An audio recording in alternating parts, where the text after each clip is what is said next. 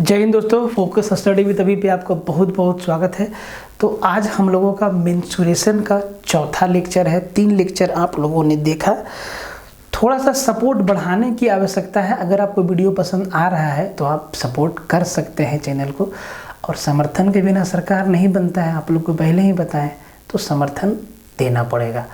और यकीन मानिए, ये कंप्लीट सेशन जब आप देखेंगे पूरा एग्ज़ाम से पहले तक, तो आपका एग्जामिनेशन हॉल में कॉन्फिडेंस ना एकदम अपर लेवल पे रहेगा। ठीक है, इसीलिए वीडियो को पूरा देखिए, शुरू से लेके आखिरी तक देखिए।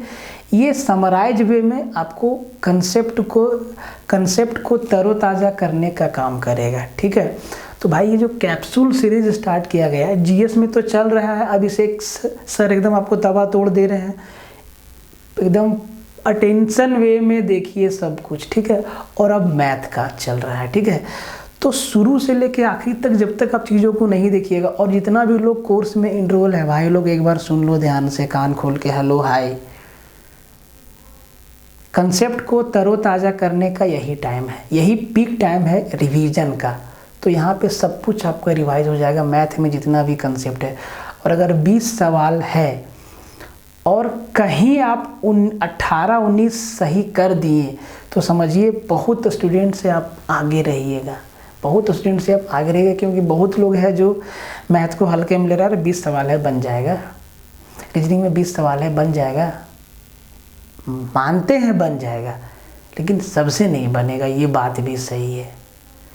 जो 20 में 20 मैथ बना देगा, 20 में 20 रीजनिंग बना देगा, जो साइंस को अच्छा कर लेगा, जो झारखंड को अच्छा कर लेगा, जीएस को अच्छा कर लेगा, अल्टीमेटली रिजल्ट तो उसी का होगा। ये बात भी दिमाग में बैठा लीजिए। ठीक है, तो और हाँ, टेस्ट सीरीज पेपर 3 का फोकस स्टडी विथ अभी ऐप प्ले स्टोर पे अवेलेबल है, लिंक डिस्क्रिप्शन में दिया हुआ है।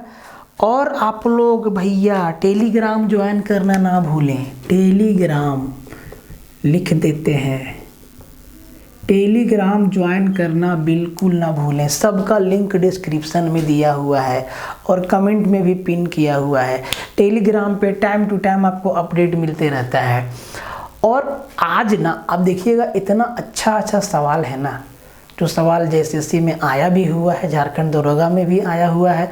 कुछ सवाल आपका सेंट्रल एसएससी का है। एकदम एसएससी का सवाल को तो सीधे उठा के हलवा जैसा एकदम यहाँ पे डाल देता है सचिवालय।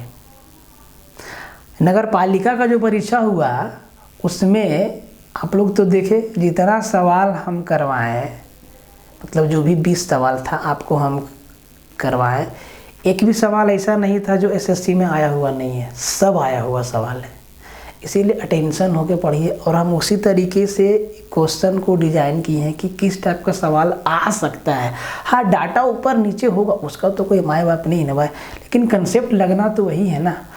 तो आज के लेक्चर में हम लोग क्या देखने वाले हैं, ट्रेंगल के बारे में, क्वाड्रिलेटरल के बारे में, जिस तरीका का सवाल बनता है जिससे आपका कंसेप्ट भी रिवाइज हो जाए, तो आज हम लोग देखने वाले। तो शुरू से लेके आखिर तक वीडियो को देखिएगा और शेयर मार देना भाई। ठीक है, और कम से कम ना आज हम ना 500 लाइक का टारगेट आप लोग को देते हैं।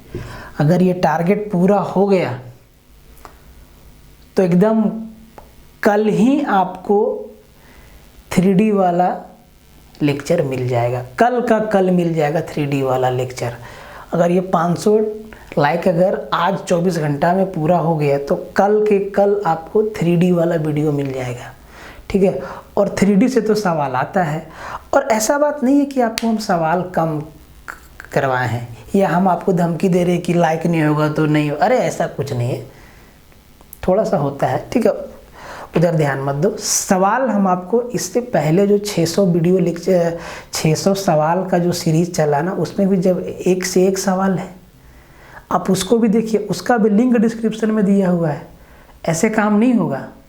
ठीक है, तो एकदम शुरू से लेके आखिरी तक आपको वीडियो को देखना है, एकदम बने रहिएगा और शेयर जरूर मार देखिए, ध्यान से देखिएगा।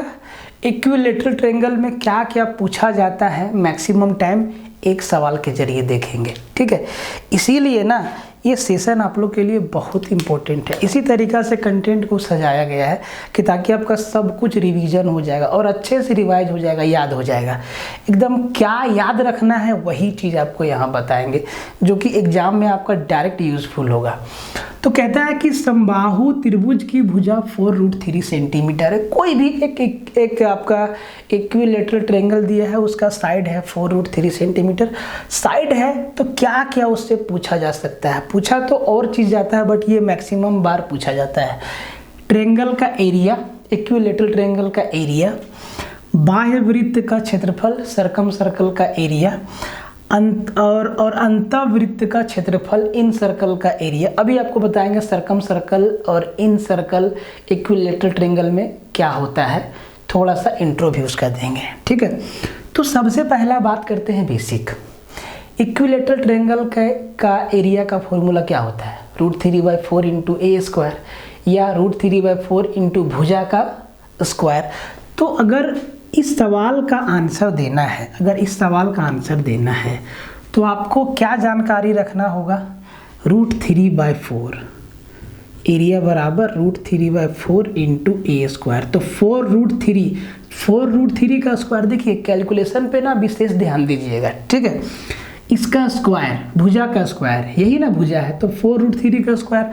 तो 4√3 का तो 4 का स्क्वायर 16 और √3 का स्क्वायर 3, और 16 देखिए 4 से यहाँ कटेगा तो यहाँ पर बचेगा 4×3 12, मतलब ये हो जाएगा 12√3 सेंटीमीटर स्क्वायर, सीधा आंसर हो जाएगा। बट कैलकुलेशन करके दिखाते हैं। ठीक है, तो ये 4 और ये 3, तो 4 से कट जाएगा 4, 4×3 12√3 सेंटीमीटर स्क्वायर, मतलब एकदम बेसिक चीज़ है, सबको मालूम है। ठीक है, बेस था, एक सवाल इससे बता दिए। एरिया का फॉर्मूला क्या होता है? √3/4 गुना a², और ए क्या है? भुजा। ए क्या है? प्रत्येक बराबर भुजा। ठीक है, कंसेप्ट में आपको सब बताए हैं कंसेप्ट वाला क्लास में। ठीक है, अब देखिए बाह्य वृत्त और अंतःवृत्त क्या होता है। ठीक है, तो देखिए ये हमारा सर्कल है। ठीक है, ये और सर्कल के अंदर इक्विलेटरल ट्रायंगल है और ये हमारा सेंटर है। ठीक है, मोटा मोटी आपको बता दे रहे हैं, ज्योमेट्री में बहुत डिटेल में बताए हैं। ठीक है, मोटा मोटी बता दे रहे हैं।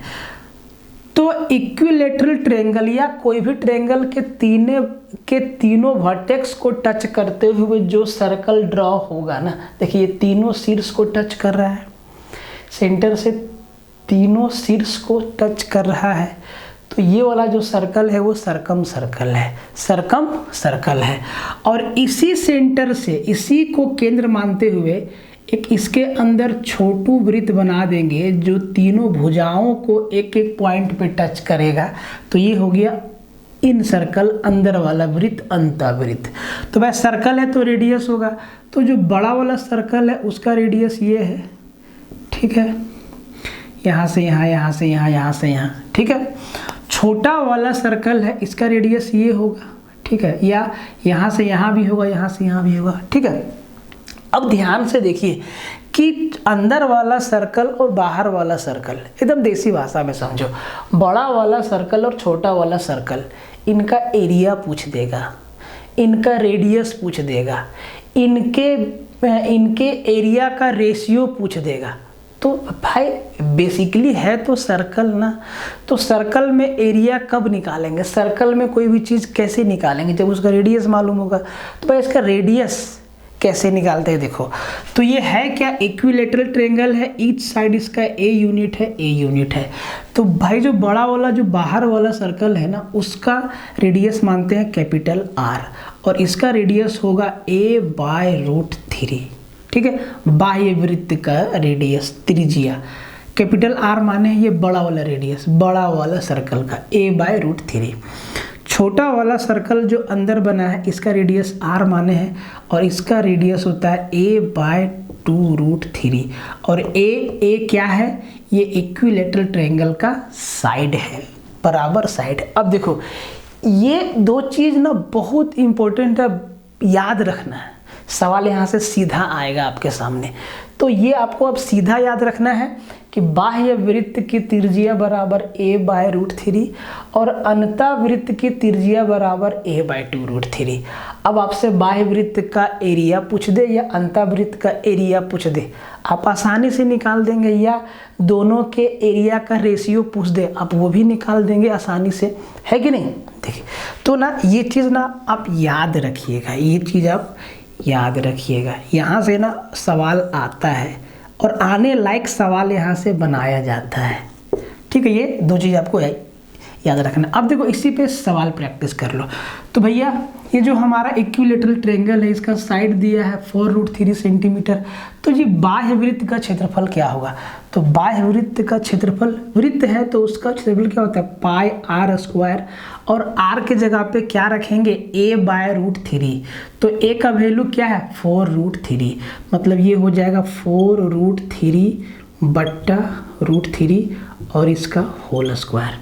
और ये √3 से √3 कट जाएगा, 4 का स्क्वायर 16, पाई को एज इट इज रहने देते हैं, तो ये 16 पाई सेंटीमीटर स्क्वायर क्या हो गया, बाह्य वृत्त का एरिया हो गया, ठीक है। समझ लीजिए बात को।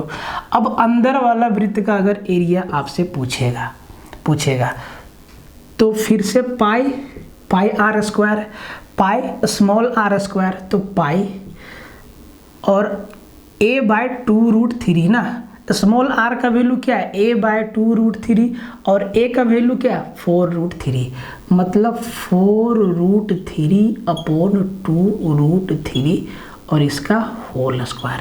देखो √3 से √3 गया, 2 दूना 4 और 2 का स्क्वायर 4, मतलब ये 4 पाई इसका क्या हो गया, आंसर हो गया। दो चीज़ निकल गया।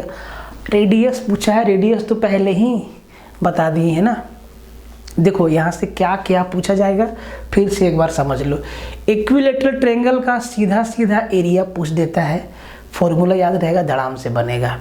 इक्विलेटरल ट्रायंगल में बाह्य वृत्त का क्षेत्रफल पूछ देगा या अंतः वृत्त का क्षेत्रफल पूछ देगा। तो वृत्त का क्षेत्रफल तुम यहाँ तभी बता पाओगे या कभी भी तभी बता पाओगे जब रेडियस दिया हो रहेगा। तो रेडियस क्या होता है, बाह्य वृत्त का a/√3 या भुजा/√3। किसका भुजा, इक्विलेटरल ट्रायंगल का भुजा। इन रेडियस छोटा वाला सर्कल का रेडियस a/2√3। याद रखना दो चीज़, ठीक है। सीधा सीधा सवाल आपका यहाँ से बन जाएगा। अब बोला बाह्य वृत्त की त्रिज्या, तो भाई रेडियस तो आपको बता दिए ना, a/√3, तो a/√3 और a का वैल्यू क्या, 4√3, तो √3 कट जाएगा, क्या बचेगा, 4 बचेगा। सिंपल सा बात है, क्या यहाँ भी लिख लो a/√3 और a का वैल्यू क्या, 4√3 और ये √3 कट जाएगा, क्या बचेगा, ये a बचेगा। सिमिलरली अंतःवृत्त का, ठीक है, a/2√3 और a का वैल्यू 4√3 है ना, तो √3 से √3 आपका कैंसिल हो जाएगा, 2 दूना 4, इसका 2 हो जाएगा। तो ये 4-5 सवाल आपसे पूछा जाता है। और एक और चीज़ पूछा जाता है, दोनों के एरिया का रेशियो, ठीक है। तो वो डायरेक्ट आपको याद होना चाहिए। देखिए हम आपको बता देते हैं, ठीक है, बता देते हैं, एकदम बता देते हैं। अभी आपको याद होना चाहिए दोनों का एरिया का रेशियो। तो देखो दोनों में पाई कॉमन होगा। देखिए कुछ चीज़ ना एकदम समझ के जाइए, जो कॉमन होगा काट दीजिए, ठीक है, उसको काट दीजिए। तो समझने के लिए इन सरकम सर्कल और इन सर्कल दोनों के एरिया का रेशियो, तो यहाँ पे लिखते हैं सरकम सर्कल और इधर लिखे इन सर्कल। भाई बहुत इंपॉर्टेंट है चीज़, समझते जाइएगा, ठीक है। तो इसका πr² और r के जगह पर पाई कैपिटल R², r के जगह पर a/√3, ठीक, इसका स्क्वायर। यहाँ भी πr² small r² a/2√3 into a/2√3 का स्क्वायर, ठीक है। देखो क्या क्या कट गया, पाई से पाई कटा। अब चाहो तो आप स्क्वायर को हटा सकते हो, नहीं तो रख के भी कैलकुलेशन कर लो, बात वही पड़ेगा। तो समझने के लिए आप कंफ्यूज ना हो, स्क्वायर को खोल देते हैं। तो ये हो जाएगा ए स्क्वायर बटा 3 और ये हो जाएगा ए स्क्वायर बटा 4√3। ठीक है, ये आपका ए स्क्वायर से ए स्क्वायर कैंसिल हो गया, कैंसिल, और यहाँ पे सॉरी यहाँ पे 3 होगा ना, ये 3 से 3 गया, क्या बचा, क्या बचा, 4:1 ही तो होगा। देखो तो 4:1 ही तो होगा, 4:1 ही तो होगा। तो बाह्य वृत्त और अंतःवृत्त का जो एरिया का जो रेशियो होगा ना, वो 4:1 ही तो होगा हमेशा। ठीक है, तो ये चीज़ ना फिक्स है, क्योंकि साइड का लेंथ, साइड का मेजरमेंट जो भी रहेगा वो कैंसल आउट हो जाएगा दोनों साइड, खेला यहीं पे हो जाएगा। ठीक है, खेला यहीं पे हो जाएगा, समझ में आया। तो ये चीज़ ना आपको याद रखना होगा, एकदम डायरेक्ट वे में याद रखना होगा। सवाल आए सीधा आंसर दीजिए। ठीक है, इस सवाल को देखिए, CGL JSSC CGL 2016 वाला परीक्षा में ये सवाल आया हुआ है। देखिए कितना बढ़िया सवाल है, सवाल बहुत आसान है, बस इसमें थोड़ा सा लैंग्वेज डाल दिया है अनुप्रस्थ काट, क्रॉस सेक्शन वाला। तो जिनको क्रॉस सेक्शन समझ में आएगा वो तो आसानी से बना देंगे, और सवाल बनेगा भी बहुत आसानी से। और जो सोचेंगे कि ये सवाल कैसे बनेगा, क्रॉस सेक्शन क्या होता है, तो फिर फंस जाएगा मामला, जबकि सवाल बहुत आसान है। समझाते हैं, समझिए। कहता है कि एक नहर के अनुप्रस्थ काट, क्रॉस सेक्शन समलम आकार का है, ट्रेपेजियम शेप का है। यदि इसका शीर्ष 10 मीटर चौड़ा और तल 6 मीटर चौड़ा है, शीर्ष 10 मीटर चौड़ा है और जो तल है नहर का, जो बेस है नीचे वाला, वो 6 मीटर है, और अनुप्रस्थ काट का क्षेत्रफल, क्रॉस सेक्शन का एरिया 72 मीटर स्क्वायर है। तो नहर की गहराई ज्ञात कीजिए। गहराई, अब देखिए गहराई क्या होता है, सबसे पहले समझिए आप। यहाँ सीधा सीधा ये समझिए कि जो नहर का शेप है ना, वो ट्रेपेजियम आकार, वो है ट्रेपेजियम के जैसा, समलम चतुर्भुज के जैसा। और ये इसका जो तल्ली है वो 10 मीटर है। कैसा, देखो अभी तुरंत आप समझ जाएंगे। ये इसका, ठीक है, तल्ली है ना, देखो ये इसका, थोड़ा सा छोटा बनाते हैं,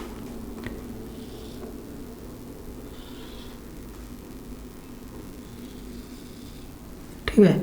इस आकार का नहर है, इस आकार का नहर है, नहर का जो आकार है वो ऐसा है। तो देखो भाई ये कैसा शेप है, ट्रेपेजियम है, समलम चतुर्भुज है। ठीक है, समलम चतुर्भुज है। और हमसे पूछा है नहर की गहराई कितना गहरा है, तो इसको मिला देते हैं थोड़ा सा। ठीक है, देखो यही पूछा है, गहराई या ट्रेपेजियम का हाइट, इतना ही गहरा है ना नहर, देखो तो यही ना नहर का गहराई है। तो नहर का जो शेप है ना वो ऐसा है, ट्रेपेजियम जैसा बना हुआ है, और इससे ऐसे ऐसे पानी जा रहा है। ठीक है, अब देखो क्या क्या दिया हो, इसका शीर्ष 10 मीटर चौड़ा है, तो ऊपर खुला वाला 10 मीटर चौड़ा है, नीचे तल्ली 6 मीटर चौड़ा है। ठीक है, और इसका हाइट या गहराई ये h मीटर है। ठीक है, पूछा है हमसे, और इसका एरिया दे दिया है। तो सीधा नहीं हो गया, समलम चतुर्भुज का क्षेत्रफल क्या होता है, half into sum of parallel side into height.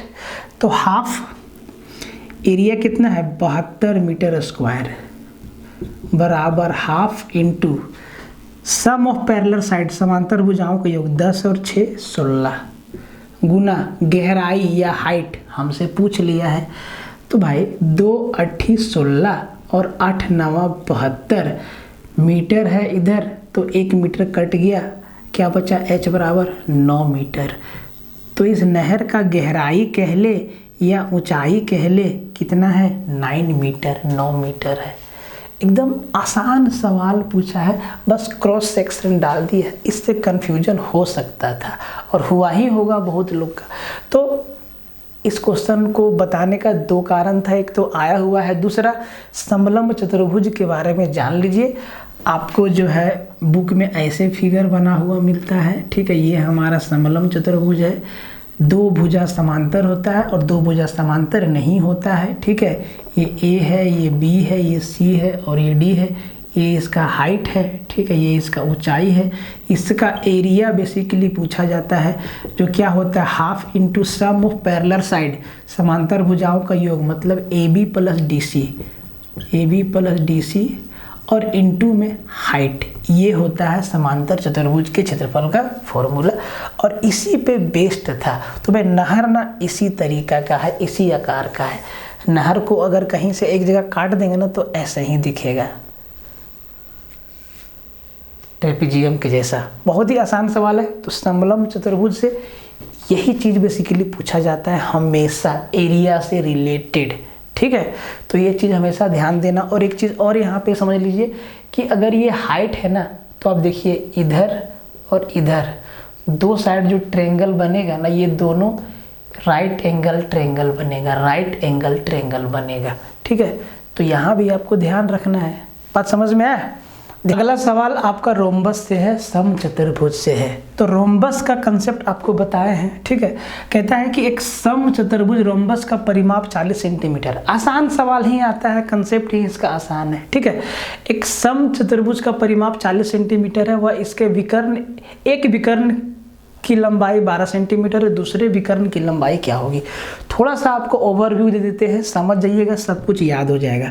तो जो रोम्बस होता है ना, उसका ईच साइड इक्वल होता है स्क्वायर के जैसा, लेकिन हर एक एंगल 90 डिग्री का नहीं होता है, चारों साइड बराबर होता है। तो इसका परिमाप दिया है 40 सेंटीमीटर, मतलब हर एक साइड 10 सेंटीमीटर का होगा। 10 सेंटीमीटर, 10 सेंटीमीटर, 10 सेंटीमीटर, एकदम क्लियर कट आप समझ जाइएगा।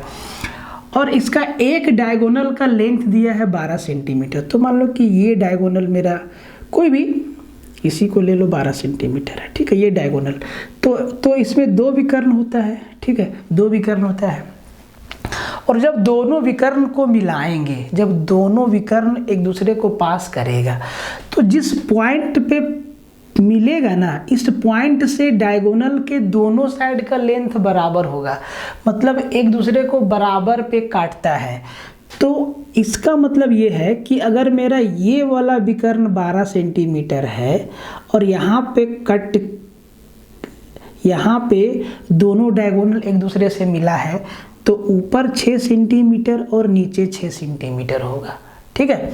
ये वाला विकर्ण जब जहाँ मिलेगा वहाँ से दोनों तरफ आधी आधी, आधा आधा लेंथ बचता है। तो ये वाला डायगोनल, अच्छा नाम दे देते हैं ए बी, समझ जाइएगा, ठीक है। थोड़ा समझा दे रहे हैं। देखिए सवाल तो आसान है, लेकिन बेसिक दिमाग में डालना बहुत ज़रूरी, नहीं तो मामला फंस जाएगा, ठीक है। तो बी डी का लेंथ 12 सेंटीमीटर हम यह ले लिए और AC का लेंथ निकालना है, और दोनों जो है BD और AC इस पॉइंट पे, मान लो कि O पॉइंट पे एक दूसरे को कट कर रहा है। तो DO और OB दोनों का लेंथ बराबर होगा। उसी तरीका से AO और OC का लेंथ बराबर होगा। दूसरा चीज़ समझिए, जहाँ पे जब इसका दोनों डायगोनल मिलता है, इसका दोनों डायगोनल ना एक दूसरे से 90 डिग्री पे मिलता है, मतलब परपेंडिकुलर वे में मिलता है। इसका मतलब है कि जहाँ पे मिलता है वहाँ पे 90 डिग्री का एंगल बनता है। तो चारों तरफ 90 डिग्री, इधर भी 90 डिग्री, ऊपर भी 90 डिग्री, इधर भी 90 डिग्री।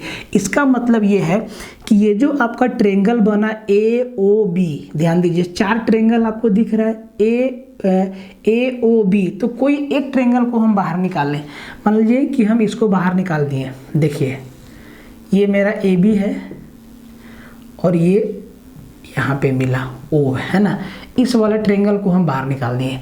तो ये तो एक मेरा 6 सेंटीमीटर दिया हुआ है और यहाँ पे 90 डिग्री का एंगल बन रहा है, और ये मेरा 10 सेंटीमीटर है, ठीक है। तो ये कैसा ट्रेंगल है? राइट एंगल ट्रेंगल है, समकोण त्रिभुज है। और समकोण त्रिभुज में 90 डिग्री के सामने कौन सा साइड होता है? हाइपोटेनस होता है, कर्ण होता है। कर्ण सबसे बड़ी भुजा होती है, ठीक है। अब यहाँ पे आप चाहे तो पाइथागोरस थ्योरम लगा लें, या अगर आपको ट्रिपलेट याद है कि 6, 8, 10 हमारा ट्रिपलेट होता है। तो भैया ये जो AO है ना ये 8 सेंटीमीटर होगा, मतलब A से O कितना 8 सेंटीमीटर इधर 8 सेंटीमीटर इधर। तो पूरा AC जो डायगोनल है, जो हमसे दूसरा वाला डायगोनल पूछा है, 8 और 8 कितना हो जाएगा 16 सेंटीमीटर। इसका आंसर सीधा सीधे भी दिया जा सकता था, लेकिन समझाना बहुत ज़रूरी था। ठीक है, समझाना बहुत ज़रूरी था। तो डायगोनल एक दूसरे से जहाँ पे मिलेगा वहाँ से दोनों तरफ का लेंथ बराबर हो जाता है। इधर का लेंथ इधर का लेंथ बराबर, इधर का लेंथ इधर का लेंथ बराबर। ऊपर 6 सेंटीमीटर, इधर भी 6 सेंटीमीटर, इधर 8 सेंटीमीटर, इधर भी 8 सेंटीमीटर। ठीक है, और 4 राइट एंगल ट्रायंगल बनता है। तो कोई भी एक राइट एंगल ट्रायंगल से आप आसानी से काम कर सकते हैं। ठीक है, अब जरा ध्यान से देखिए, इसका एरिया भी पूछा जाता है कि भाई इसका एरिया क्या होगा। अगर इसी सवाल में एरिया पूछ लेता तो एरिया होता है half into D1 into D2। D1 और D2 क्या है, इसका दोनों विकर्ण, दोनों डायगोनल। तो भाई यहाँ तो दोनों डायगोनल आपको मालूम है, तो आप एरिया आसानी से निकाल सकते। तो अगर इसी का एरिया पूछ देगा तो हाफ इंटू D1, एक आपका 12 सेंटीमीटर है और एक आपका 16 सेंटीमीटर है। 2 से काट दीजिए 6 बार में, और 16 छके 96 सेंटीमीटर स्क्वायर इस वाला रोम्बस का एरिया हो गया।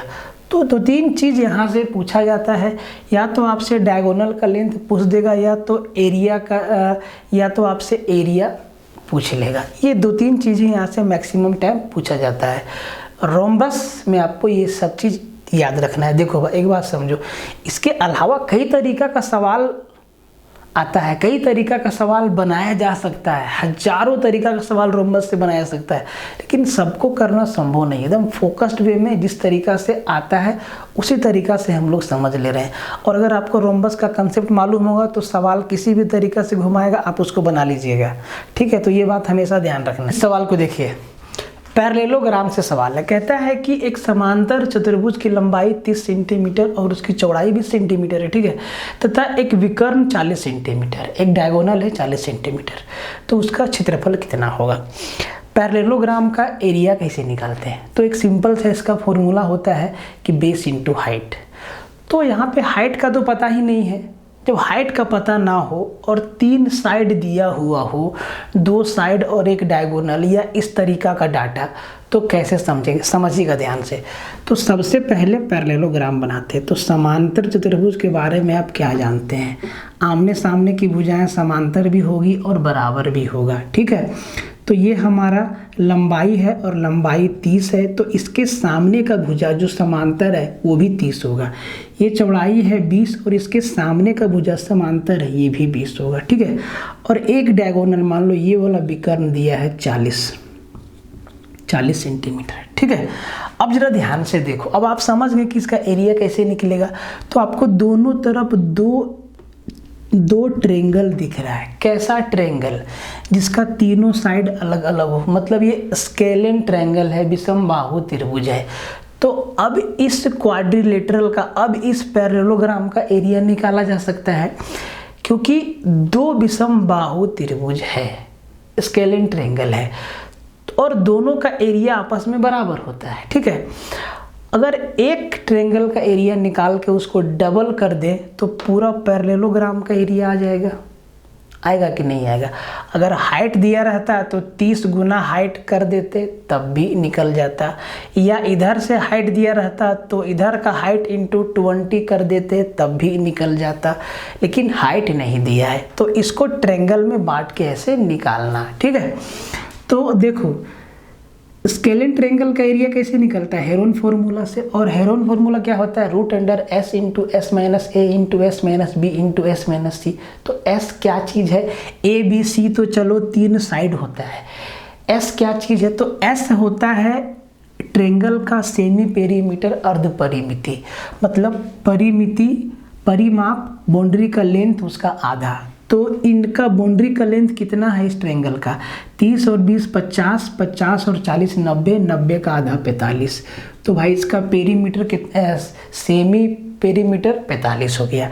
अब लगा दीजिए हेरोन फार्मूला। तो इस ट्रायंगल का एरिया क्या होगा, तो रूट अंडर, देखो कैलकुलेशन ना एक बार में करने का कोशिश कीजिएगा, ठीक है। रूट अंडर एस क्या है 45 इंटू एस माइनस ए, तो 45 में 30 गया 15, किसी को भी आप ए बी सी मान सकते हैं, कोई दिक्कत नहीं है। एस माइनस बी, तो 45 में 20 गया 25 इंटू एस माइनस सी, 45 में 40 गया 5। ये जो एरिया निकल के आया है ये इस ट्रायंगल का है और इतना ही एरिया इस ट्रायंगल का होगा। तो या तो इसी एरिया को 2 बार जोड़ दीजिए या इसको 2 से मल्टीप्लाई कर दीजिए, आंसर आ जाएगा पूरा पैरेललोग्राम का एरिया निकल के, ठीक है। तो देखो ध्यान से समझिएगा, ठीक है, ध्यान समझिएगा। अब देखो रूट 15 15 15 सब में है, मतलब रूट 15 तो रहेगा।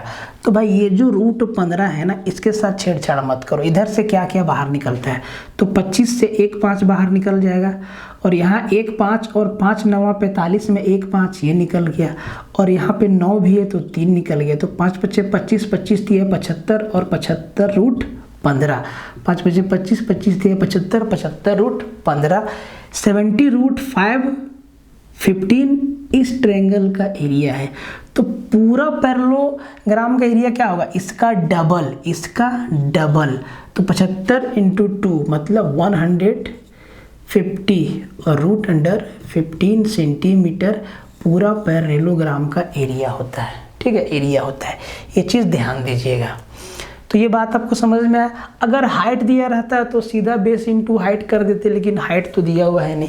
तो पैरेललोग्राम का भी कंसेप्ट समझे और स्केलिंग ट्रायंगल का भी कंसेप्ट समझे।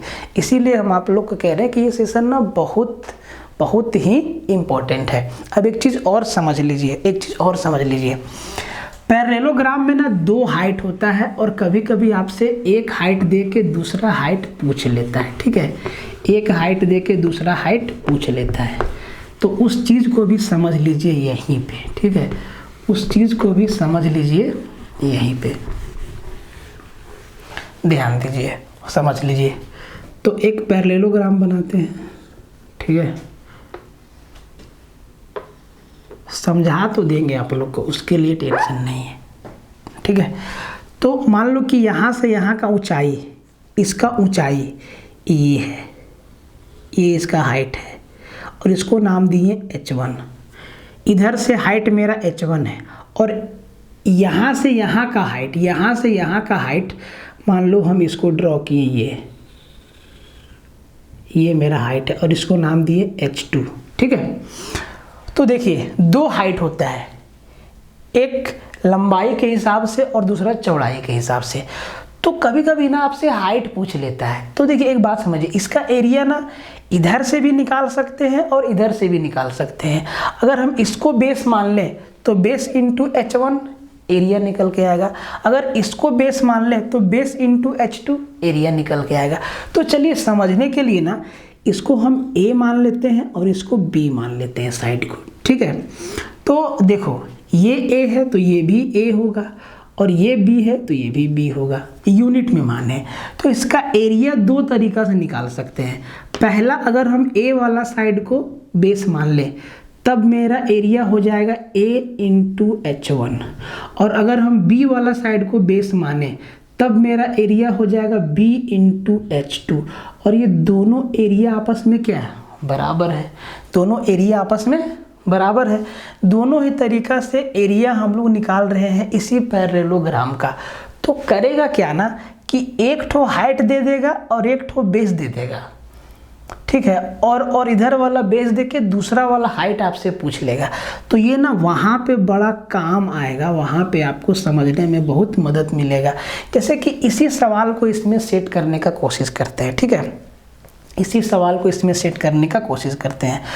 तो देखो मान लो कि ये मेरा है 30 सेंटीमीटर और ये है 20 सेंटीमीटर, ठीक, 20 सेंटीमीटर, और हाइट मान, दोनों में से कोई भी हाइट मालूम नहीं है, ठीक है। तो मान लेते हैं ना कि इसका हाइट कुछ भी मान लेते हैं, मान लो कि 10 सेंटीमीटर, इसका h1 माने 10 सेंटीमीटर।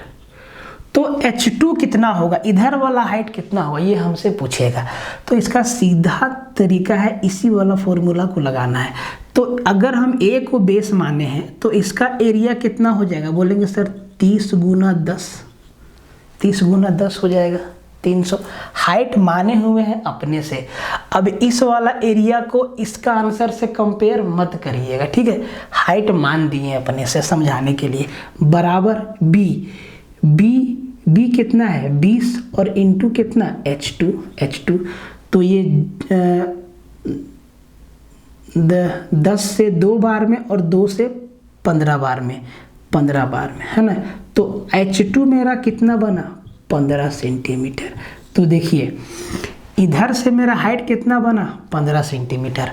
तो अब या तो 15 गुना 20 कीजिए तब भी आएगा 300, या तो 10 गुना 30 करिए तब भी आएगा 300। दोनों ही तरफ से एरिया किसका निकाल रहे हैं, पैरेललोग्राम का ही निकाल रहे हैं। तो ई वाला कंसेप्ट भी ध्यान में रखिएगा, ठीक है। इसीलिए बोले कि बहुत इंपॉर्टेंट सेशन है आपके लिए, समझ आया। सवाल को देखिए, सबका फेमस सवाल है, पढ़ाने वाला के लिए भी और एग्जाम में देने वाला के लिए भी, ठीक है। 2-3 तरीका से पूछता है, हर एक तरीका को डिस्कस कर लेते हैं। पूछता है कि 18 मीटर गुना 12 मीटर आयाम के एक आयताकार घास के मैदान के बाहर चारों तरफ से 1.5 मीटर चौड़ा रास्ता बना हुआ है, रास्ते का क्षेत्रफल क्या होगा। तो सबसे पहले एक फिगर बना देते हैं कि ताकि आपको समझ में आए, ठीक है। एक फिगर बना देते हैं, ये मेरा मान लो वो घास का मैदान है, ठीक है। 18 है और इधर 12 है, ठीक है। इसके बाहर ना 1.5 मीटर चारों तरफ, तो ये मेरा 1.5 मीटर है। देखो एकदम नाप के नहीं बना रहे हैं, ठीक है। ये 1.5 मीटर है, ठीक है। ये मेरा रास्ता का चौड़ाई 1.5 मीटर है, ठीक है। वाइड मतलब चौड़ाई, ठीक है, जो कितना है 1.5। ये मेरा लेंथ है जो कि 18 है और ये मेरा चौड़ाई जो कि 12 है। यही चीज़ दिया हुआ है, इसका क्षेत्रफल पूछा है। तो ध्यान से देखिए, सिचुएशन 2 तरीका से देता है। इसको ऐसे भी कह सकता था कि जो आपको ना 2 आयत दिखेगा, एक बड़ा वाला और एक अंदर में छोटा वाला।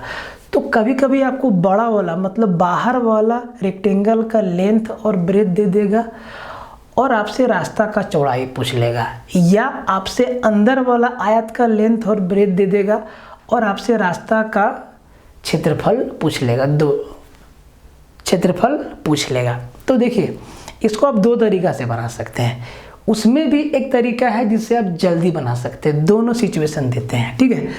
तो अगर ये हमारा 18 सेंटीमीटर या 18 मीटर जो भी है, ये लेंथ, ये लंबाई 18 मीटर है, तो 1.5 मीटर इधर बढ़ा, 1.5 मीटर इधर, कितना बढ़ा 3 मीटर।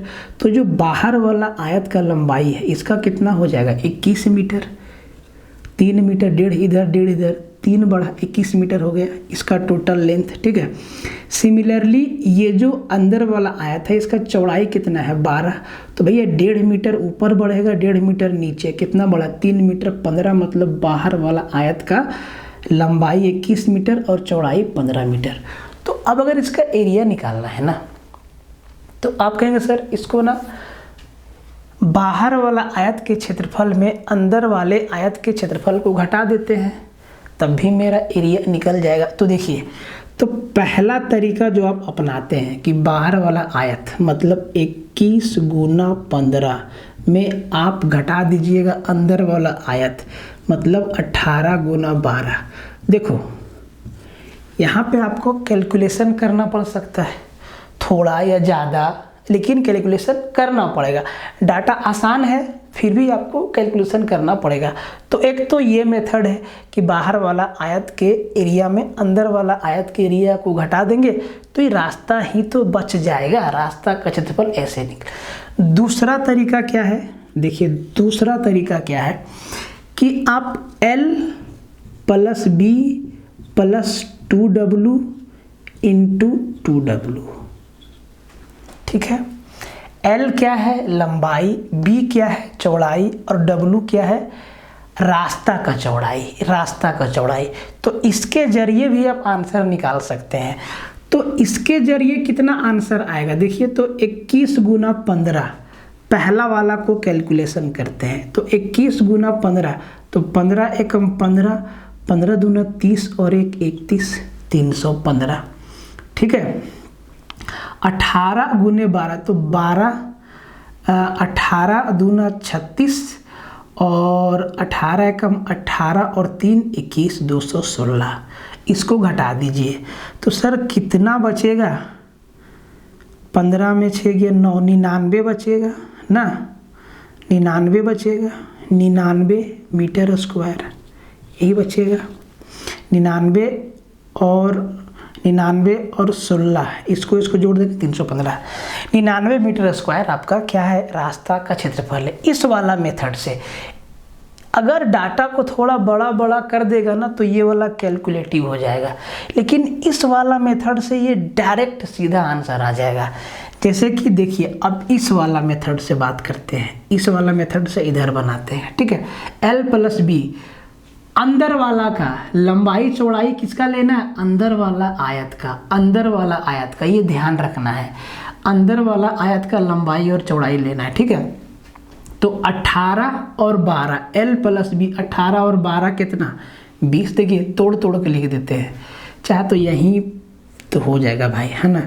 18 + 12 प्लस चौड़ाई 1.5 मीटर है, इसका 2 गुना लेना है, तो 1.5 का 2 गुना 3, और फिर इसका चौड़ाई का 2 गुना फिर इधर लेना है ब्रैकेट के बाहर।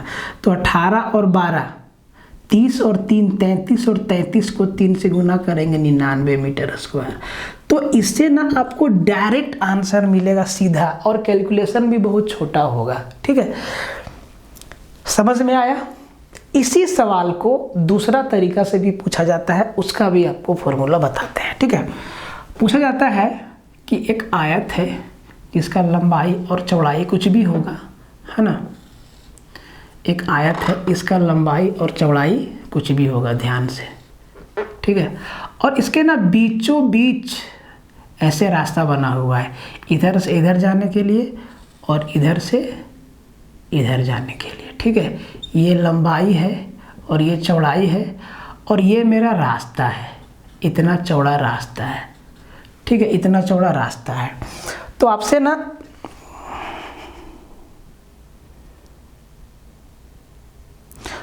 ना इसमें भी रास्ता का क्षेत्रफल पूछेगा, रास्ता का क्षेत्रफल। तो इसी तरीके का फॉर्मूला बताते हैं, याद रखिएगा। L + B - W और इंटू W, ये आपको याद रखना है।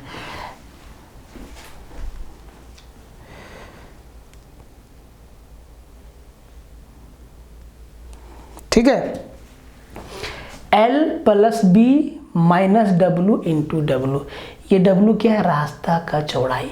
तो इससे ना बहुत जल्दी आपको आंसर मिलेगा, तो इसको याद रखिएगा। इसीलिए बोलो ना कि सेशन बहुत इम्पोर्टेंट है, बहुत महत्वपूर्ण है आप लोग के लिए। तो अब ना एकदम सीधा आपको आंसर मिलेगा इससे।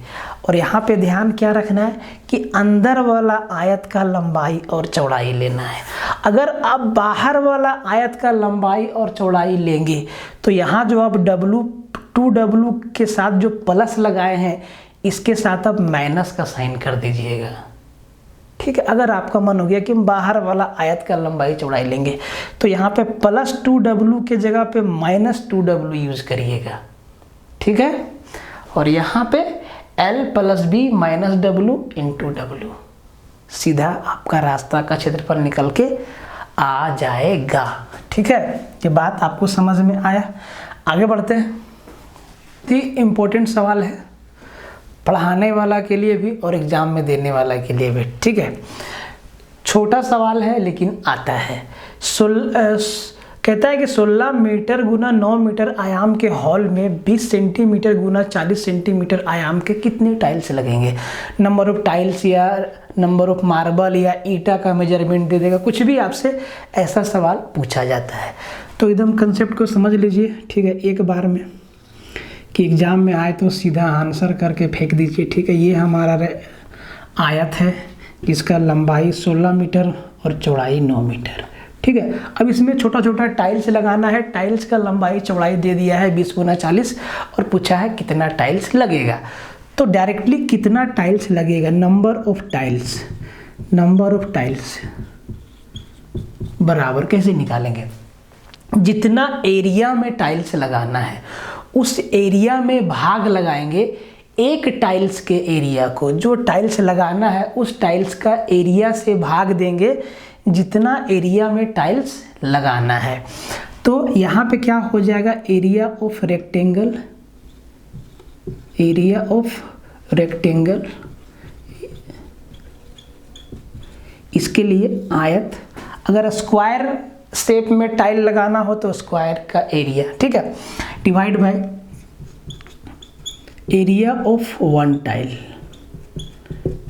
एक टाइल्स है ना, एक टाइल्स जिसको लगाना है इसका एरिया, ठीक है, से भाग लगाएंगे। अब देखो दूसरा बात, यूनिट पे हमेशा ध्यान देना। जो आयत है ना इसका लंबाई और चौड़ाई का मेजरमेंट मीटर में दिया है और जो टाइल्स लगाना है उसका लेंथ और ब्रेथ जो है सेंटीमीटर में दिया है। तो यूनिट सेम होना चाहिए, या तो दोनों को मीटर बना लो या तो दोनों को सेंटीमीटर बना लो, ठीक है, या तो दोनों को मीटर बना लो या तो दोनों को सेंटीमीटर बना लो, ठीक है, जो आपको सुविधा लगे आप उसको बना लीजिएगा। अब सवाल में कुछ बचा नहीं, तो टाइल्स की संख्या बराबर, तो हम ऐसा करते हैं ना कि हम मीटर को सेंटीमीटर बना लेते हैं। 16 मीटर बराबर 1600 सेंटीमीटर गुना 9 मीटर मतलब 900 सेंटीमीटर। इसी एरिया में हमको टाइल्स लगाना है ना, आयत के क्षेत्रफल में ही तो टाइल्स लगाना है, तो क्षेत्रफल लंबाई गुना चौड़ाई भागा कितना एरिया का टाइल्स लगाना, एक टाइल्स का एरिया 20 गुना 40, 20 गुना 40, तो 2 जीरो से ये 2 जीरो निपट गया, 4 दूना 8, 8 दूना 16, 9 दूना 18 पर डबल जीरो, 1800 टाइल्स लगेगा। इसमें ऐसा छोटा छोटा छोटा छोटा छोटा छोटा छोटा छोटा 1800 टाइल्स लगेगा इस पर, ठीक है। तो ये इम्पोर्टेंट है, याद रखना है। इस क्वेश्चन में जो आपको एरिया में टाइल्स लगाना है वो आपका एरिया जो है रेक्टेंगुलर शेप का है। स्क्वायर शेप में भी टाइल्स लगाने के ऊपर सवाल पूछ सकता है, तरीका यही रहेगा। जितना एरिया में टाइल्स लगाना है उसको एक टाइल्स के एरिया से भाग दे दीजिएगा, कितना टाइल्स लगेगा निकल के आ जाएगा, कोई दिक्कत नहीं होना चाहिए यहाँ तक, ठीक है। इस सवाल को देखिए, इस तरीके का सवाल ना आपको दूसरा वीडियो में बताए हैं, यहाँ पे ट्रायंगल है उसमें रेक्टेंगल था, ठीक है, बट थोड़ा सा कैलकुलेशन में फ़र्क आएगा, समझिएगा ध्यान से। किसी त्रिभुजनुमा क्षेत्र की भुजाएं 26 मीटर, 28 मीटर और 30 मीटर है। प्रत्येक शीर्ष पर 7 मीटर रस्सी द्वारा गायों को बांधा गया है। गायों द्वारा बिना चरा हुआ भाग का क्षेत्रफल क्या है। वहाँ पे रेक्टेंगल होगा या स्क्वायर होगा, यहाँ पे ट्रायंगल है। देखिए समझिएगा, कहाँ फंसिएगा ना हम आपको बता देते हैं। तो इधर हम एक बड़ा सा ट्रायंगल बनाते हैं आपको समझने के लिए। ये हमारा ट्रायंगल है, ठीक है। तो एक 30 है, एक 26 है और एक 28 है, ये 3 साइड दिया है और तीनों शीर्ष पे ना 3 गाय बांधा हो, एक यहाँ पे, एक यहाँ पे, एक यहाँ पे। और गाय का जो रेडियस है ना, जो रस्सी है गाय के गले में, वो 7 मीटर लंबा है। मतलब गाय जो है ना यहाँ से 7 मीटर की दूरी तक ही घास को चरेगा, यहाँ से इधर और यहाँ से इधर, इतना ही घास को गाय चरेगा, यहाँ से इधर और यहाँ से इधर। ये गाय भी 7 मीटर दूरी तक ही चरेगा ऐसे सीधा, और ये भी इसी तरीक़ा से, ठीक है। अब देखो बात को समझना, ठीक है। इतना भाग तो तीनों गाय चरी, ये बीच का भाग हमारा बच गया, इसी का एरिया पूछा है। फंसिएगा कहाँ हम आपको बता देते हैं।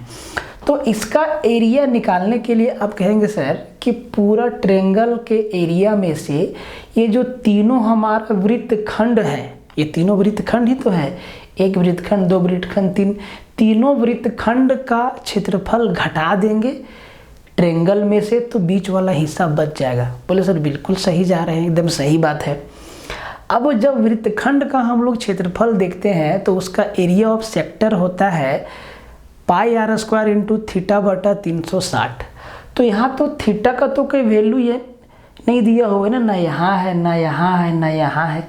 तो इस स्थिति में आप थोड़ा सा कंफ्यूज हो सकते हैं। तो अब आप समझिए कि थीटा का वैल्यू क्या लेंगे। क्या ट्रायंगल के तीनों एंगल का सम 180 डिग्री नहीं होता है? 180 डिग्री नहीं होता है, तीनों एंगल का सम 180 डिग्री होता है। तो थीटा का डायरेक्ट वैल्यू 180 डिग्री आप ले लीजिएगा। तो 180 बटा 360 कितना? हाफ हो गया। मतलब ये तीनों एरिया को मिलाएंगे तो एक अर्धवृत्त बनेगा, एक अर्धवृत्त बनेगा। तो आप थीटा बराबर 180 डिग्री लेके कैलकुलेशन कर दीजिएगा। तो इसका कैलकुलेशन का आंसर आप कमेंट में दीजिएगा। तो एरिया, इसका एरिया, ये वाला पोर्शन जो हमारा खाली बच गया, जहाँ तक गाय नहीं पहुँच सकी, इसका एरिया बराबर एरिया ऑफ ट्रायंगल माइनस क्या कर देना है,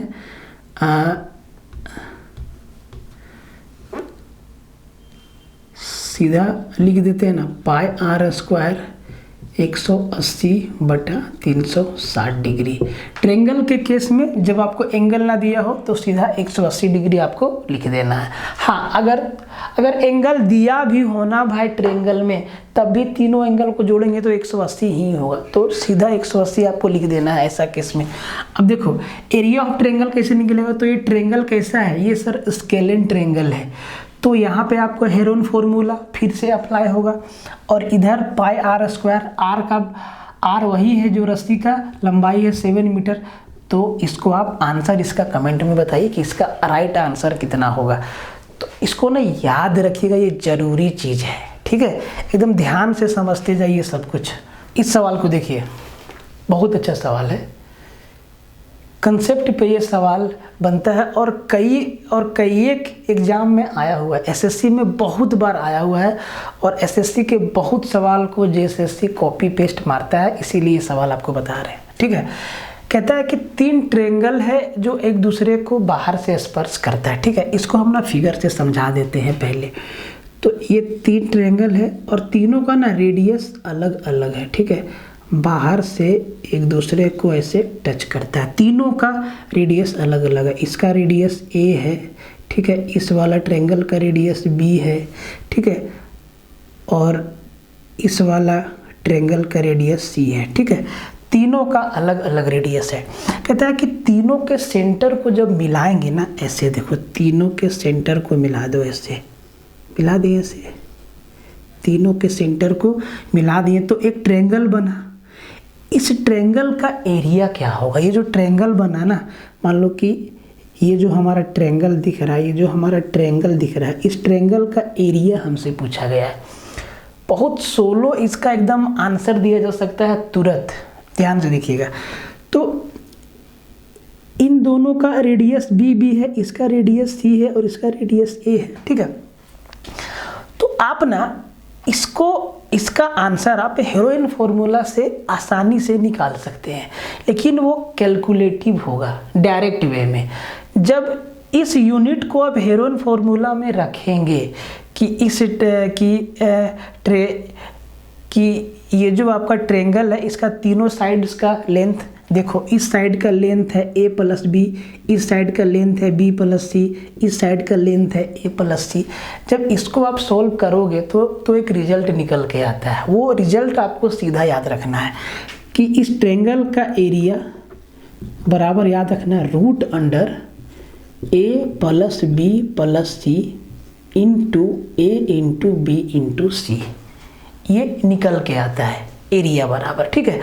अब देखो इसी कंसेप्ट से इस सवाल को उड़ा दो। सवाल वही है, 4 सेंटीमीटर, 6 सेंटीमीटर, 8 सेंटीमीटर रेडियस वाले 3 सर्कल एक दूसरे को स्पर्श करते हैं। तीनों वृत्तों के केंद्रों को मिलाकर बने त्रिभुज का क्षेत्रफल एरिया क्या होगा, ये आपसे पूछा है। सेम सवाल है। तो भैया ए बी सी क्या है? तीनों सर्कल का रेडियस है।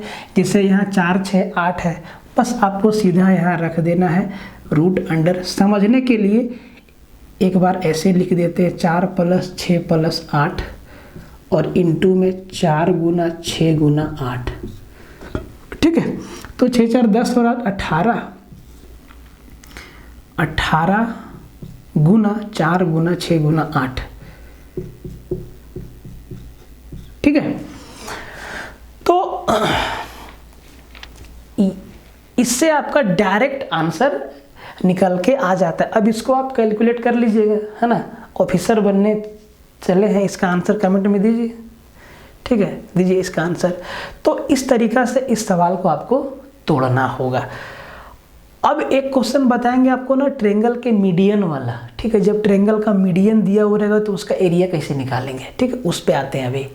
इस सवाल को ध्यान से देखिए। हालांकि मीडियन पे बेस सवाल ना ज्योमेट्री में आता है और इसको ज्योमेट्री में भी पढ़ा जाता है। इसको ज्योमेट्री वाला प्रैक्टिस में भी करवाएंगे बढ़िया से। यहाँ पे आ गया है तो समझ लीजिए, आप लिख दिए हैं तो मिटाएंगे नहीं, बहुत मेहनत लगता है, ठीक है। देखो समझ लीजिए, यहाँ पे थोड़ा सा बताते हैं। मीडियन क्या होता है ना भाई, कि कोई भी ट्रायंगल है ना, कोई भी ट्रायंगल है तो उसका वर्टेक्स से सामने वाले शीर्ष, इसका शीर्ष से सामने वाले भुजा के एकदम बीचों बीच एकदम गिराना है। शीर्ष से सामने वाले भुजा के बीच, शीर्ष से सामने वाले भुजा के बीच ऐसे, ठीक है। तो ये इसके बराबर, ये इसके बराबर और ये इसके बराबर, यही ये जो आपका 3 लाइन हम अभी खींचे शीर्ष से सामने वाले भुजा पे, यही तीनों क्या है, मीडियन है, ठीक है। और तीनों मीडियन जहाँ पे मिलता है ना उसको सेंट्रॉइड बोलते हैं, गुरुत्व केंद्र बोलते हैं। और एक चीज़ और समझ लीजिए, जब बात छेड़ ही दी है तो समझ लीजिए, क्या मालूम सवाल आ जाए। अगर ये मेरा मीडियन है और ये मेरा सेंट्रॉइड है, गुरुत्व केंद्र है, ये O है और ये मान लो D है, ठीक है। तो AO अनुपात OD आपको याद रखना है 2:1 होता है, 2:1 होता है, हमेशा याद रखना है 2:1 होता है, ठीक है।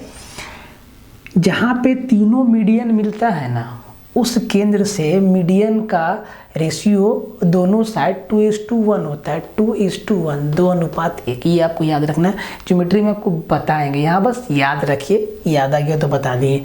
अब देखो ये वाला जो आपका सवाल है ना, कि तीनों मीडियन दिया है 9, 12, 15, तीनों मीडियन कितने दिए हैं, 9, 12, 15। तो अगर मेरा तीनों रेखा 9, 12, 15 है, अच्छा एक बात और समझ लीजिए, जब हम तीनों मीडियन को मिला दिए तो ये जो हमारा बेसिक ट्रायंगल था ना, ये 6 छोटा छोटा ट्रायंगल में बट गया। देखिए तो 1, 2, 3, 4, 5, 6 और ये सारा का सारा 6 का 6 ट्रायंगल का एरिया आपस में क्या है, बराबर है। तो अगर एक ट्रायंगल का एरिया आपको मालूम चल जाए और उसको जब 6 से मल्टीप्लाई कर दीजिएगा तो पूरा ट्रायंगल का एरिया निकल के आ जाएगा। नहीं, ये भी ध्यान दे, ये भी आपको ध्यान रखना है, ठीक है। तो देखो आप अगर ध्यान से देखिएगा इस चीज़ को ना, इस कंसेप्ट को हम ना ज्योमेट्री में भी समझाएंगे, ठीक है। अभी यहाँ पे आपको थोड़ा सा इसको, इस सवाल को बनाने का तरीका बता देते हैं, ठीक है। तो ये जो हमारा मीडियन है ना 9, 12, 15, अब ध्यान से देखिए तो ये ट्रिपलेट है, इससे ना एक राइट एंगल बनेगा, ठीक है। तो अगर हम मीडियन से कोई ट्रायंगल बनाए तो उसका एरिया क्या होगा सर, तो उसका एरिया हो जाएगा half into base into height, half into base into height. अगर ये हमारा नहीं तो इसको ना ऐसे मत समझिए, कंफ्यूज हो जाइएगा, ठीक है। आप इसका सीधा फॉर्मूला ही लिख लीजिए, एरिया ऑफ ट्रायंगल, इस ट्रायंगल का क्षेत्रफल बराबर 4/3 into half into area of medians, इन तीनों मीडियंस से जो ट्रायंगल बनेगा उसका एरिया, तो ये जो तीनों मीडियंस है 9 सेंटीमीटर, 12 सेंटीमीटर और 15 सेंटीमीटर का, तो इन तीनों मीडियन से कैसा ट्रायंगल बनेगा, राइट एंगल ट्रायंगल बनेगा, क्योंकि ये 9, 12, 15 क्या है, ट्रिपलेट है, पाइथागोरियन ट्रिपलेट है। तो यहाँ पे आप सीधा लिख लीजिए हाफ इंटू बेस 9 गुना 12, ठीक है। तो 4/3 गुना 2 से 6 बार में, 9 छक्के 54, 3 से 18 बार में और 18 चौके 72 सेंटीमीटर स्क्वायर क्या हो जाएगा, इसका एरिया हो जाएगा 72 सेंटीमीटर स्क्वायर, पूरा ट्रायंगल का एरिया हो जाएगा। छः छोटा छोटा त्रिभुज है और सबका एरिया मिला के 72 है, तो एक का एरिया 12 सेंटीमीटर स्क्वायर होगा। कितना? 12 सेंटीमीटर स्क्वायर होगा। ठीक है, इसको एक और तरीका से आपको हम समझाते हैं, हो सकता है ये चीज़ आपको समझ में नहीं आया हो, अगर एग्जाम में आता है तब छोड़ना नहीं है, समझाते हैं एक और तरीका से। ठीक है, तेरा ध्यान से देखिए, बस आपको ये वाला याद रखना है कि मीडियन का जो रेशियो होता है वो 2:1 होता है। ठीक है, अभी आपको हम बताते हैं, समझ में आ जाएगा। ठीक है, तो मान लो कि ये हमारा जो मीडियन है ना, ये हमारा जो मीडियन है, एक 9 है, एक 12 है और एक 16 है। ठीक है, एक 9 है, एक 12 है और एक 15 है। तो ये जो हमारा, इसका हम लेंथ मान लिए 15। ठीक है, किसी का भी आप कुछ भी लेंथ मान सकते हो। ठीक है, ये एक मीडियन और ये दूसरा मीडियन, ध्यान से एकदम समझिएगा, थोड़ा यहाँ छोटा छोटा दिख रहा होगा, बारीक से समझिएगा।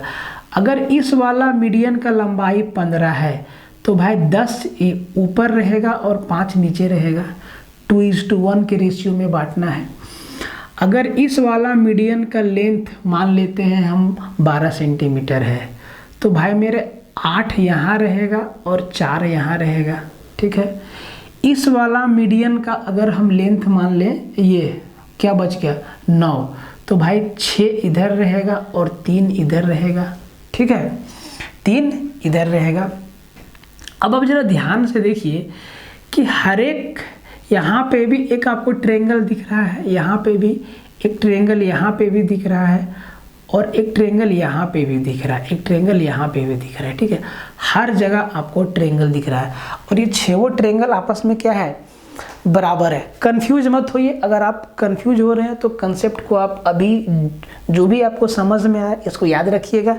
ठीक है, जब हम लोग ज्योमेट्री से सवाल बनाएंगे ना तो सबसे पहले इसी कंसेप्ट को डील करेंगे। ठीक है, तो फिलहाल आप इसका आंसर याद रखिए, 72 सेंटीमीटर। बहुत देखिए, ये आखिरी सवाल है, सवाल बहुत है लेकिन मोटा मोटी आपको हर कंसेप्ट से सवाल बता दिए। सवाल को कई तरीक़ा से मॉडिफाई किया जा सकता है। ठीक है, अच्छा अभी इससे पहले जो हम आपको मीडियन वाला सवाल बताए, अगर वो नहीं समझ में आए टेंशन मत लीजिएगा, आपको ज्योमेट्री वाला सेक्शन में पूरा बता देंगे। ठीक है, लोड मत लीजिएगा।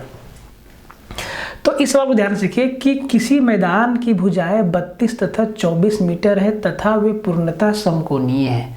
मतलब ये दोनों साइड ना 90 डिग्री पे मिल रहा है, 90 डिग्री पे मिल रहा है। अन्य दो भुजाओं में से प्रत्येक 25 मीटर का है। ठीक है, 3 कोण समकोण नहीं है। मैदान का क्षेत्रफल, फील्ड का एरिया ज्ञात करना है।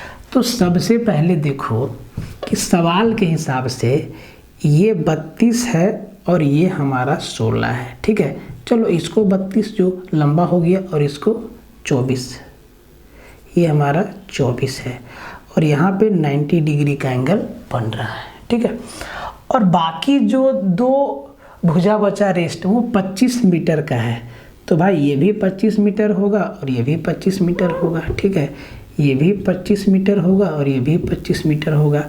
और ये जो 3 एंगल है ना, ये राइट एंगल नहीं है, ये राइट एंगल नहीं है, सिर्फ एक ही राइट एंगल है। तो इस एरिया, तो इस क्वाड्रिलेटरल का एरिया क्या होगा, कैसे निकालेंगे बताइए? तरीका बताते हैं आपको। यहाँ पे 90 डिग्री है ना, ये इसीलिए दिया है कि ताकि आप इसका फ़ायदा उठा सके। अगर हम इसका डायगोनल बना दे, अगर हम इसका विकर्ण बना दे, अगर हम इसका विकर्ण खींच दें, तो ये वाला 2 ट्रायंगल बना, एक ट्रायंगल ये, एक ट्रायंगल ये। तो जो ये वाला ट्रायंगल है, ये कैसा ट्रायंगल है? एक राइट एंगल ट्रायंगल बना, समकोण है। तो समकोण में आपका ये बेस है, ये आपका परपेंडिकुलर है, तो हाइपोटेनस कितना होगा आपको याद होना चाहिए। 24, 32 और 40 हमारा क्या है? पाइथागोरियन ट्रिपलेट है। देखो 40, 32, 24 कहाँ से बना? आपको ये चीज़ मालूम है, 6, 8, 10 हमारा ट्रिपलेट है, 3, 4, 5 हमारा ट्रिपलेट है। सबसे बेसिक ट्रिपलेट यही है ना भाई। इसी का 4 गुना, 6 का 4 गुना 24 8 का 4 गुना 32, तो भैया 10 का 4 गुना 40। यही ट्रिपलेट ना इसमें दिया हुआ है 24 32, तो ये हमारा कितना हो जाएगा 40 हो जाएगा, 40 मीटर, सॉरी मीटर। अब कैसे निकलेगा, देखो ये मेरा बन गया समद्विबाहु त्रिभुज आइसोसेलेस ट्रायंगल, और ये मेरा बन गया इक्विलेटरल ट्रायंगल। तो इसका एरिया अलग निकालिए, इसका एरिया अलग निकालिए, दोनों को जोड़ देंगे तो मेरा आंसर आ जाएगा। इसको आप इसमें आप समद्विबाहु त्रिभुज वाला फॉर्मूला भी लगा सकते हैं, या हेरोन फॉर्मूला से भी आप इसको बना सकते हैं, ठीक है। तो इस वाला ट्रायंगल का एरिया क्या है, half into base into height हो जाएगा, हाफ इंटू बेस 32 गुना हाइट 24। ये इस वाला ट्रायंगल का ये 16, तो 16 चौके 64 और 16 दूना 32 और 6 38, तो 384 मीटर स्क्वायर इसका एरिया हुआ। इसका एरिया कितना होगा, तो 25 25 50 और 40 90, 90 का आधा 45, सेमी पेरीमीटर कितना बचा, बना 45।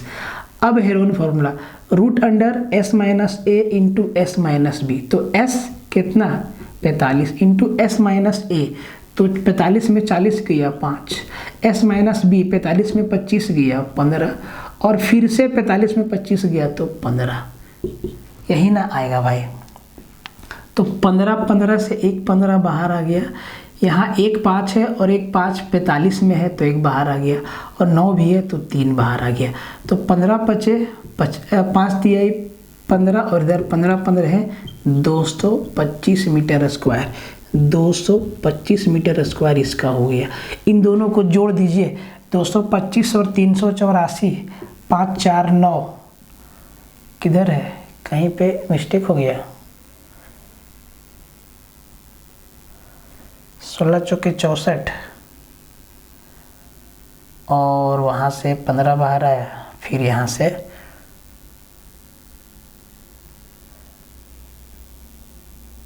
15, ठीक है। हो सकता है कहीं पे हमसे हुआ मिस्टेक, बट तरीका यही लगाना था, ठीक है, तरीका इसका यही था। तो भाई बंधु, ये था आपका पूरा का पूरा मेंसुरेशन का निचोड़, जो हम 30 या 32 सवालों के जरिए डील किए। 2-3 सवाल और है जिसको हम लोग एरिया और वॉल्यूम वाले सेक्शन में डाल देंगे और वहाँ से हम लोग कर लेंगे। तो अगला जो टॉपिक होगा वो आपका एरिया वॉल्यूम का होगा, और वॉल्यूम पढ़ाने से पहले आप लोगों को क्या बोले हैं कि इस वीडियो में सपोर्ट दिखना चाहिए। अगर आपको अच्छा लगा, समझ में आया, तो ही आपको सपोर्ट करना है, तो ही आपको वीडियो को लाइक देना है, ज़बरदस्ती नहीं है यहाँ पे, ठीक है। तो मिलते हैं अगले वीडियो में, तब तक के लिए जय हिंद रहेगा।